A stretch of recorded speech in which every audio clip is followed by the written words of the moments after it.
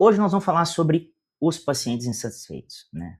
A gente vai falar 3 passos imediatos que você médico, você cirurgião dentista ou profissional da saúde, vai fazer para proteger a sua carreira, né, diante de tantos problemas que estamos enfrentando no Brasil hoje. E esse vídeo, ele oferece um guia de um primeiros socorros, né, mais claro, onde você, às vezes, se depara com insatisfação ou reclamação de paciente. Então esse vídeo, ele vai mostrar uma postura estratégica e acolhedora. Vai mostrar também como você pode ter uma boa gestão de crise de imagem, uma crise inicial para prevenir, talvez, uma judicialização e proteger a sua reputação, que é o mais importante. Então vamos lá, né? Imagina, igual aconteceu com um cliente. Chega um e-mail na terça-feira, vem um assunto assim, reclamação urgente. Ou talvez, né, às vezes você está ali, né, numa mensagem de WhatsApp, que isso é corriqueiro você receber, onde tem um número do seu paciente, onde diz, doutor, estou muito decepcionado com o resultado.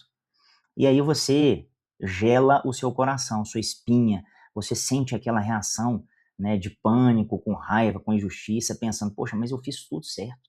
Eu avisei sobre os riscos. Como é que ele pode, né, tá falando isso? E muitas vezes o que acontece, pessoal, é que a gente fica muito defensivo. A gente começa a, às vezes, digitar uma resposta longa, a gente começa a entender, né, e escrever das questões técnicas para se defender de pronto, mas está errado. Às vezes a gente não enxerga uma forma, né, de entender aquilo que ele está reclamando. E às vezes você até quer ligar e se explicar para mostrar que ele está errado. Você tem que parar, você tem que respirar fundo, porque eu sei que dói essas reclamações. Nós atuamos com mais de 700 médicos em todo o Brasil. A gente tem diversos processos em defesa médica. Então, estou aqui para colocar alguns pontos para você entender que a melhor forma de se organizar é ser estratégico. Então, primeiro passo, né, são as respostas reativas e defensivas. Você não pode colocar fogo, né?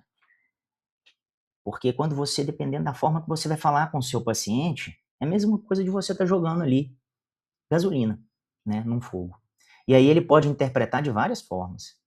Ele pode ter uma insatisfação, ele pode criar uma relação médico-paciente bem conturbada. E aí a gente vai ter que começar a analisar, né, de uma forma clara, objetiva, entender quais documentos foram guardados, quais documentos ele tem, como é que foi o atendimento dele.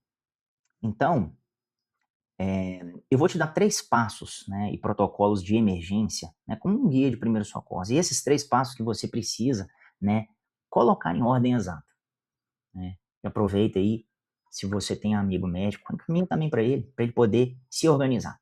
Essas aulas eu estou fazendo, pessoal, porque vejo que muitos profissionais estão tendo esse tipo de crise, né. Então, é bom ensinar, né, pessoas a se protegerem no seu dia a dia. Então, primeiro ponto, a gente vai ter que entrar no diagnóstico da crise. Então, antes da gente partir para uma ação repentina, a gente vai precisar ser cirúrgico nesse diagnóstico. Ou seja, a gente vai ter que entender essa insatisfação. Porque a insatisfação de um paciente, raramente ela é técnica, né? Porque muitas vezes ele está no emocional. E se ele está no emocional, às vezes a ferida, né, que pode ser uma ferida jurídica, nunca vai cicatrizar. E aí essa crise vai vir de 3 sentimentos. O primeiro é a quebra de expectativa, onde o paciente ele não compra um procedimento, ele compra uma esperança. E essa esperança, muitas vezes, é uma dor, né? Muitas vezes, ele quer aquela cura, ele foi atrás de você para buscar um resultado. Dependendo da forma que você agiu no pré-operatório, isso pode ser muito conturbado. Então, a gente vai precisar ter o quê? Uma organização e tirar a frustração dele, a esperança e o engano, tá? Então, não adianta a gente dizer que o procedimento foi um sucesso se a expectativa dele não foi atendida. Não adianta. O segundo ponto, dentre esse diagnóstico da anatomia da crise, é o sentimento de abandono.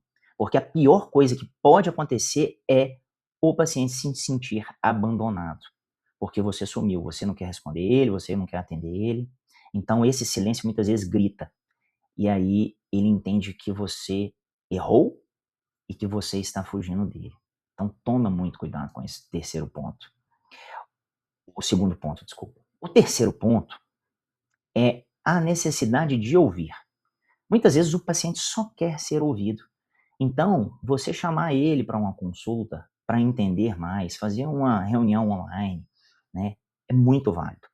Porque você vai estar dando a ele o reconhecimento e o sentido legítimo dele estar ali abrindo o seu coração para com você. Que ele colocou a sua vida nas suas mãos. Ele confia em você. Então, você precisa escutá-lo, ok? E aí, quando você entende, né, que essa crise emocional do paciente ela existe, você começa a mudar o objetivo, porque não é mais uma prova de que eu estou certo, mas sim você vai resgatar a confiança e validar o sentimento daquele paciente. A segunda parte é um protocolo que eu gosto de dizer de emergência, que é o seguinte: a crise chegou, tá? O paciente ele reclamou, e aí o que eu vou fazer? Então, a gente vai ter que fazer três passos. O desarme imediato. Você tem que ser acolhedor. Não discuta o fato. Você tem que ter uma lógica de ação. Né? A primeira resposta deve ser dada o mais rápido possível. Por exemplo, você tem uma missão, que é desarmar o paciente. Porque o que acontece? Ele espera um conforto.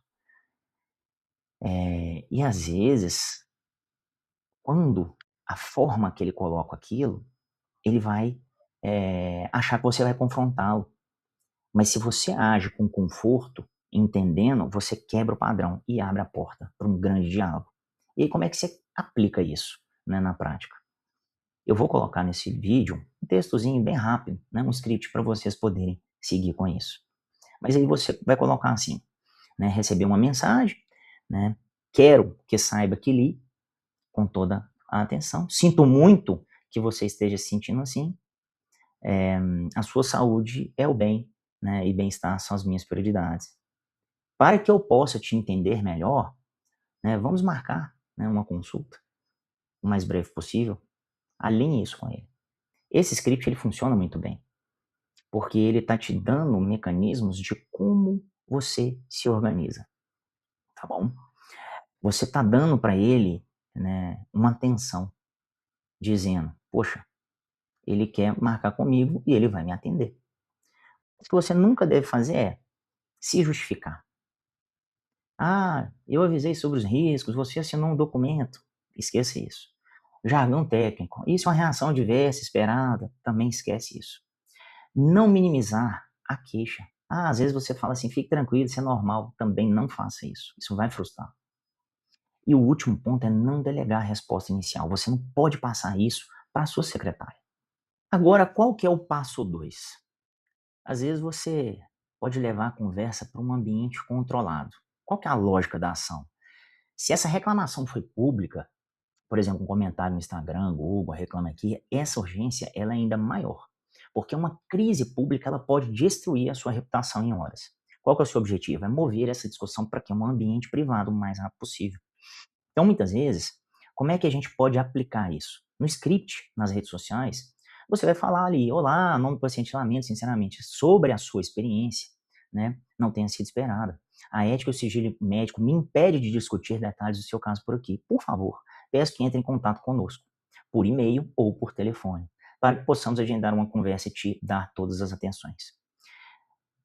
E aí, ações cruciais. Você nunca debata publicamente. Você nunca pede desculpas de forma que possa ser interpretado como admissão de culpa. E a palavra lamento expressa empatia sem admitir falha. O último ponto é não exponha dados do paciente ou questione a veracidade da reclamação. Por que isso funciona, pessoal? Porque você está demonstrando publicamente que se importa e que está agindo de forma profissional, mas que você quer proteger ele legalmente de si e, né, o paciente também, evitando exposição danosa e desnecessária de ambos os lados.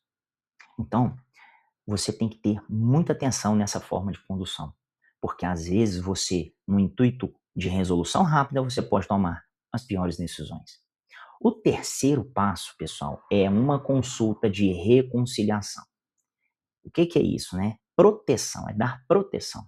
essa lógica, essa ação, ela diz sobre o momento-chave, né? A sua postura de conversar e definir um rumo da situação. Porque você vai chegar num objetivo que é duplo: reconciliar com o paciente e, ao mesmo tempo, você vai criar um registro robusto daquela defesa, caso seja necessário. Então, como é que a gente coloca isso na prática? Você vai escutar ele 80% do tempo. Você começa a conversar com ele e você vai pedir para ele para explicar com todas as palavras o que aconteceu e como ele está se sentindo. Deixar o paciente falar sem interromper, mesmo que muitas vezes ele discorde. Então, faça as anotações e aí quando ele terminar, você tem que parafrasear, você vai ter que falar, olha, entendi bem, né, o que você se frustrou, mas aí você vai explicar os pontos ali mais técnicos, você vai utilizar frases que você entende porque isso, né, deixou ele chateado. Você vai explicar, por exemplo, só 20% do tempo. Você não vai ficar ali, né, se debatendo junto com o paciente do que é certo, do que é errado, do que, por exemplo, você deveria, ele deveria ter feito ou não, entende?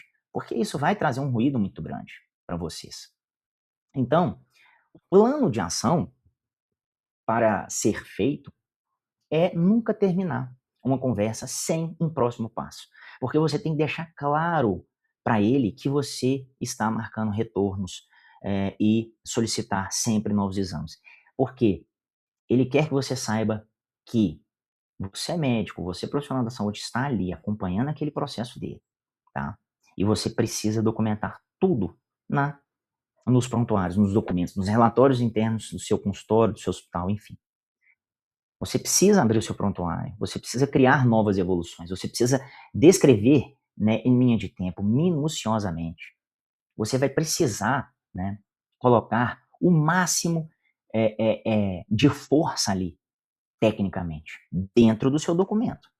Porque você está esclarecendo, se porventura houver um processo judicial, como você seguiu os esclarecimentos, né, e como você vai seguir o plano de ação, de retorno e de consultas finais.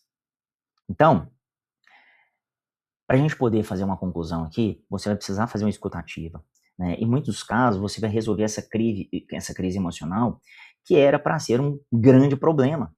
Essa documentação que você vai colocar detalhada vai te ajudar muito em tempos de, por exemplo, de um perito judicial, de um advogado da outra parte, começar a analisar e entender que não era bem assim, né? E aí a sua defesa está praticamente, né, 100% organizada. Nenhuma, pessoal, nenhuma especialidade médica está livre de intercorrências ou de resultados que fogem do ideal. Eu lido isso há anos. Eu sei das insatisfações de pacientes, né? Isso é meu ofício. A grande diferença é que o médico que vive em paz e um médico que vive assombrado o tempo todo por processos, porque ele nunca está e nunca sabe resolver o problema. Ele não aprendeu isso na sua faculdade, porque ele deixa o pânico trazer para ele as piores decisões. Então, estratégia te protege, protocolos te protege, tá? Esse guia jurídico vai te proteger, esse vídeo vai te organizar as suas ideias, sabe? Pegue ele, coloca aí numa ferramenta de inteligência artificial, pegue e faça, né, um guia dos principais pontos, ou então reveja e comece a anotar. Você tem que lembrar, antes de tudo, que um potencial processo, né, seu paciente, antes de né, agir, né, com um litígio, ele confiou a sua vida a você. Então, resgatar essa confiança, acolhimento, de escuta, sabe, entender o caso dele, é sempre, sempre o melhor caminho. E quando isso às vezes não funcionar, tá, meu querido, aí você estará com a tranquilidade, né, de que você fez de tudo para minimizar a dor dele. E toma cuidado, que tem muitos que já estão prontos para querer o quê? Dinheiro. Eles já entram sabendo que vai ajuizar uma ação para poder ter um dano moral, ter a restituição ali da operação. Eu já peguei diversos casos assim. Então toma muito cuidado, tá? Espero que essa sensação de pânico, né, de injustiça e reclamação do paciente, que às vezes ali tem um impulso, né, às vezes de você como médico, um impulso de se defender, né, você tenha paciência e tranquilidade, porque a grande virada é a forma de reação, acolhimento versus defesa.